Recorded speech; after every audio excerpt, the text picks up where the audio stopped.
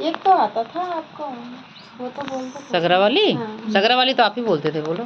हाँ बोलती हैं। हम बोली थी सगरा वाली। चलो ठीक है। एक जने रहन राजा। तो हाँ, और राजा रहन तो सगरा खाना आए रहन। सगरा मन के पानी ना आए रहा। पानी न होई तो भाई बहुत की है उपाय लगाए, पानी होए भराए दें, सूख जाए पानी, सगरा में पानी न होई और बहुत बेइज्जती महसूस होई। तब कहन कि भैया अब का कह जाए, कोनो पंडित उंडित बुलायन कि भैया का होई, सगरा में पानी कैसे आए। आयन बतायन कि भाई तू आपन जौन तोहार बेटवा बा, जेठ लड़किया, ओकर बलि दे के पड़े तो का ही सगरा में डाले के पड़े, और जौन दाहिना बैल बा ओका काट के हिम डाला, तब सगरा में पानी होए। तब कहेन अब जब तक तो रानी रही हैं तब तक तो न हो पाए ये चीज़।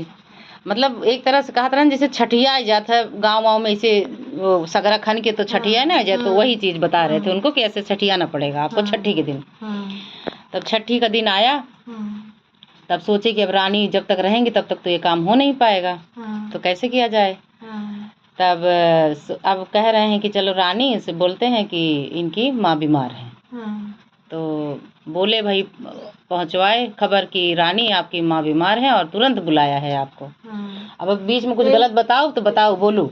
यही वो राजा ने बोले कि अब राजा की जब प्रतिष्ठा पर हानि लगने लगा, पूरा दुनिया उनको तिरस्कार करने लगी कि ये राजा कैसा राजा है कि जिनके सगड़ा में पानी ही नहीं है। तो राजा के बहुत ज्यादा गलानी महसूस होने लगल कि अब हम करें क्या। तो बड़े बड़े पंडितों को बुलाए, तो पंडित आए तो पंडित बोले कि राजा, जेठ बैल और जेठ बछड़ा और जेठ बेटा अगर आप काट के अपने सगड़ा में देते हैं, बलि देते हैं, तो आपके सगड़ा में पानी आ जाए आई। तो राजा कहला तो कैसे हो पाई। तो कहला राजा फिर बोलना अपने बेटा से, बोलना बाप बेटा दोनों जने की बेटा ऐसे ऐसे है। तो दोनों जने आपस में समझ लें कि चलो हम इहो कह दिया जाए अपने प्रतिष्ठा के लिए, राज्य के लिए, प्रजा के लिए। तो राजा रानी से यही कहला कि रानी के सामने तो इहो नहीं पावत, कहे से कि कोई माता अपने बेटे कैसे बलि दी। कभी नहीं। अरे ठीक है, क्या हो गया। चलो इधर कर लेती हूँ।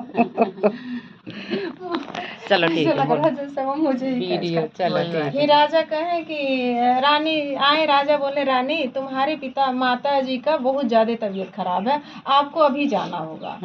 और तीन छठी का दिन था, तो रानी के दिमाग में ये चला कि ऐसा क्या हो गया कि तीन छठी के दिन जो कि कोड ज्योति पे कहाँ जाते हैं।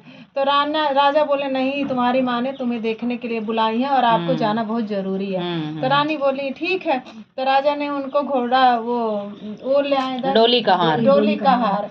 तो उस पर बैठी और गई।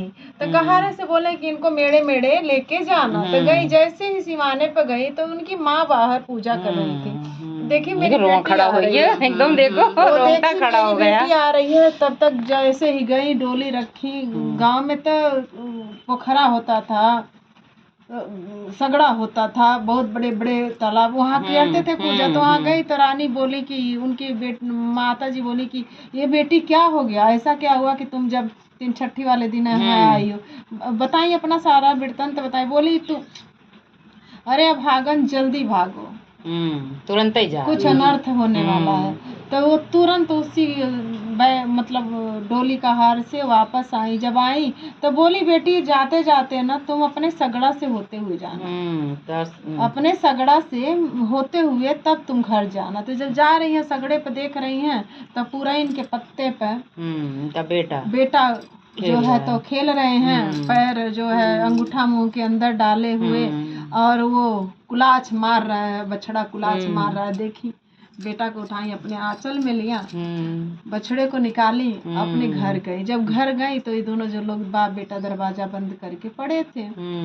तो बोली दरवाजा खोलो, दरवाजा खोलो, नहीं खोले। बोली दरवाजा खोलो, आप दरवाजा खोले, देखे गोदी में बेटा और बछड़ा साथ में। फिर पूरे परिवार को लिए आए, अपने बेटे को सगड़ा में छठियाए। छठी मैया ने जैसे उनका राज्य पाठ और जैसे उनके बेटे को लौटाई, वैसे सबके। बोलो छठी मैया की जय।